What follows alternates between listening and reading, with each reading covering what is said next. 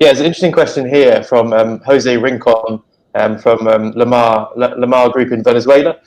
He's asked, since demand has shifted away from head-on, shell-on to value-added products for retail, how has this affected suppliers such as Thailand and Vietnam who are already well accustomed to these presentations?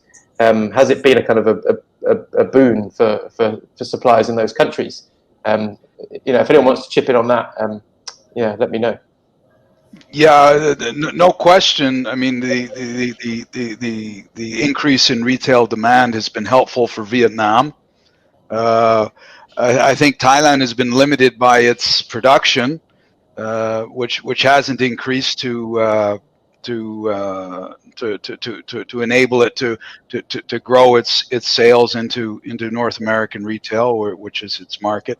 Indonesia has taken advantage and increased its retail market share in the U.S. So yes. I think for Europe it's the same. Like Vietnam is really strengthening its position in retail, and not only because of the Pijl product, but also because of the ASC certification. Vietnam has by far the most volume of ASC certified product available, especially for cooked. Like India is the other supplier, but India doesn't have any cooked product, or not much cooked product. Vietnam does. But would it be fair to say that actually, if there are any beneficiaries from this situation, that Vietnam is probably the country that benefits the most, they've got COVID, there's the FTA with Europe, they've got high value-added processing capacity, they've got a good farm production, and they can also import, can't they, process and re-export.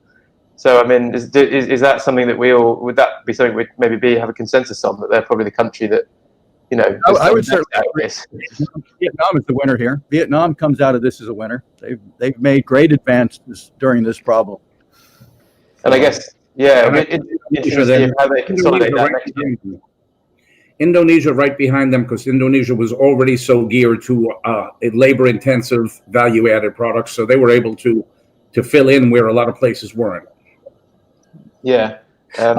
I think, Tom, that also for the previous question about integration, like this is combined with this retail focus. Like it's not necessarily about integrating the corporate farms into the bigger enterprises, but I think the part of the supply chain that's captive, like the amount of farms that are bound into formal or informal contract farming agreements to meet that increased program business, is actually growing. Yeah, so the spot market, the independent farmers are getting less dominant.